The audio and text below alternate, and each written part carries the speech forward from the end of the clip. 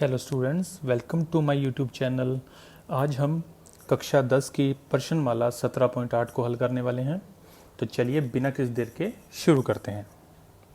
यह प्रश्नमाला एग्ज़ाम के हिसाब से बहुत ही महत्वपूर्ण है और इसका पहला क्वेश्चन कुछ ऐसा है जिसमें हमें व्यक्तिगत श्रेणी से बंटन का बहुलक ज्ञात करना है, जिसके अंदर इस प्रकार से 3 पार्ट आ गए। तो इसका जो फर्स्ट पार्ट है उस पर हम फोकस करते हैं। फर्स्ट पार्ट में देखिए, अगर मैं मात्र ध्यान से देखूं तो कौन सा अंक इसमें सबसे ज़्यादा बार आया है। तो फर्स्ट पार्ट में आप देखिए कि 5 इसमें सबसे ज़्यादा बार आया है। कितनी बार आया है ये? 4 बार। तो इसका बहुलक बन जाएगा 5। अगर हम इसे बारंबारता बंटन सारणी से हल करते हैं तो भी उत्तर कितना आएगा? 5 ही आएगा। अगर देखने मात्र से मालूम चल जाए तो सारणी बनाने की कोई आवश्यकता नहीं है। इसी प्रकार इसके दूसरे पार्ट के अंदर जो मान सबसे ज़्यादा बार आया है वो है 6। देखिए 6 1 बार, 2 बार और 3 बार आया है। तो इसका बहुलक बन जाएगा 6। तो हम इन प्रश्नों को मात्र निरीक्षण विधि से हल कर रहे हैं। अगले पार्ट में यानी पार्ट नंबर 3 में जो मान सबसे ज़्यादा बार आया वो है 2.5। देखिए 1 2 3 बार। तो 3 बार इसके अंदर, सॉरी 3 नहीं 4 बार, पहले भी है। तो 4 बार आया है 2.5। तो इसका बहुलक बन जाएगा 2.5। इस प्रकार से प्रश्न नंबर 1 बहुत ही आसान है जो मात्र निरीक्षण विधि से ही हल हो रहा है। अब देखते हैं प्रश्न नंबर 2। प्रश्न नंबर 2 में भी आगे 2 पार्ट है, लेकिन इस प्रश्न के अंदर हमें व्यक्तिगत श्रेणी न देकर असतत या अवर्गीकृत बारंबारता बंटन दिया गया है। तो इसका जो फर्स्ट पार्ट है, जब हम उस पर फोकस करते हैं तो आप ध्यान से देखिए, फर्स्ट पार्ट में जो सबसे ज़्यादा f का मान आ रहा है वो आ रहा है 6। तो इसके संगत जो x का मान आ रहा है वो आ रहा है 5। तो इस आधार पर इस फर्स्ट पार्ट में जो बहुलक बन जाएगा वो बन जाएगा 5। यानी हमें चर x का मान बताना है जिसकी बारंबारता सबसे ज़्यादा है, तो उसका उत्तर बन जाएगा 5। इसी प्रकार से इसके दूसरे पार्ट पे अगर हम ध्यान देते हैं तो दूसरे पार्ट में सबसे ज़्यादा बारंबारता 80 है और वो कौन से चर के लिए बन रही है? 1.3 के लिए। तो इस प्रश्न के अंदर जो बहुलक बन जाएगा वो बन जाएगा 1.3। तो इसके अंदर हम लोगों को मात्र निरीक्षण से इसका उत्तर बताना है, कोई बहुत ज़्यादा मुश्किल चीज़ नहीं है। इसके बाद है क्वेश्चन नंबर 3। क्वेश्चन नंबर 3 में हम लोगों के पास जो सारणी है उसमें पहली सारणी है वो तो xi है और जिसमें फैमिलीज़ की संख्या दी गई है वो fi है। अब fi में देखिए जो सबसे बड़ा मान है वो आ रहा है 10। तो इसका मतलब जिसकी बारंबारता सबसे ज़्यादा है वो बारंबारता है 10 और वो जो चर बन रहा है xi वो बन रहा है 6। तो इस क्वेश्चन के अंदर जो बहुलक बनेगा वो बहुलक बन जाएगा 6। तो इस प्रश्न के अंदर भी हम लोगों को कोई बहुत ज़्यादा मेहनत करने की आवश्यकता नहीं है, यानी अवर्गीकृत बारंबारता बंटन के लिए बहुलक ज्ञात करना बहुत ही आसान है। इसके बाद है प्रश्न नंबर 4। प्रश्न नंबर 4 में हमें फिर से व्यक्तिगत श्रेणी दी गई है और हम इस प्रश्न में चाहें तो निरीक्षण मात्र से हल ज्ञात कर सकते हैं।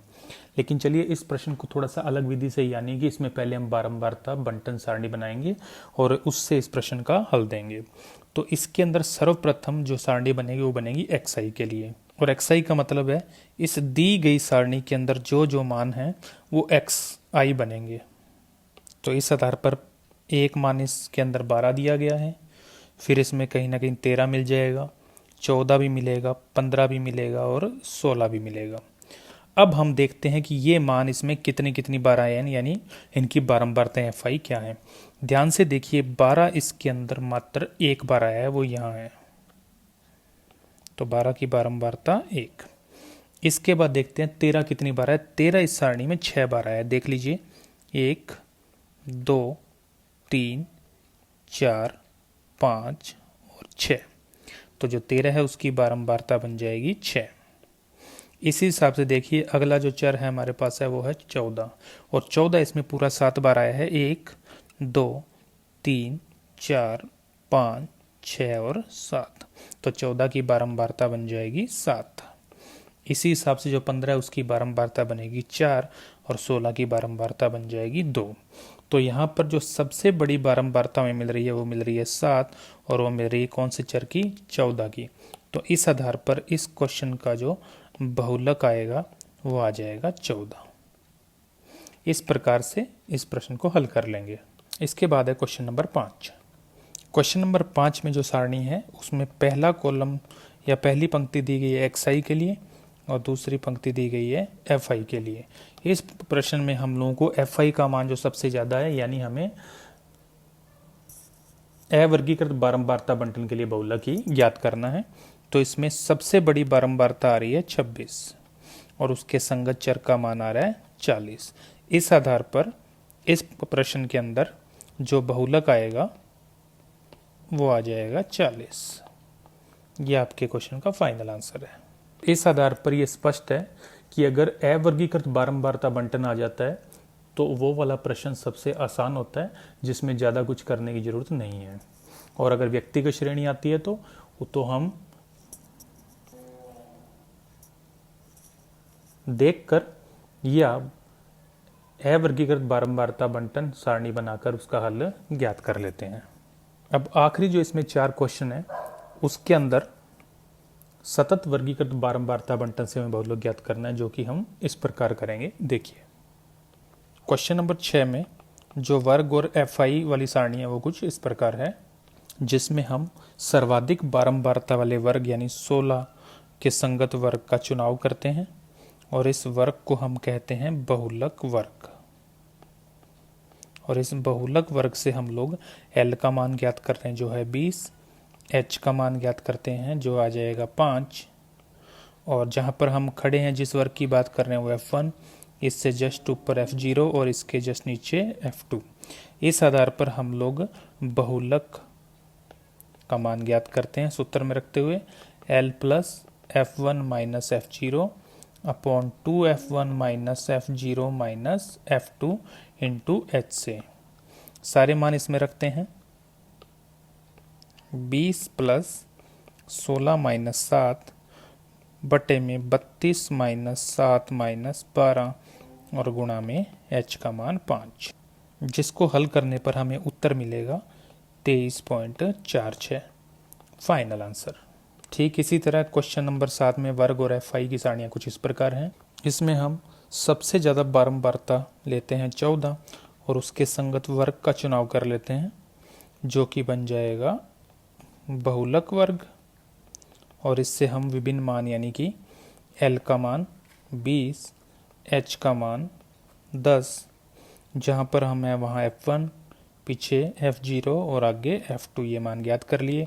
इस आधार पर जो बहुलक का सूत्र उसमें मान रखेंगे तो उत्तर बनेगा 20 प्लस 14 माइनस 12, 28 माइनस 12 माइनस 10 और गुणा में H का मान भी 10, जिसको हल करने पर उत्तर आएगा 23.33 आपका फाइनल आंसर।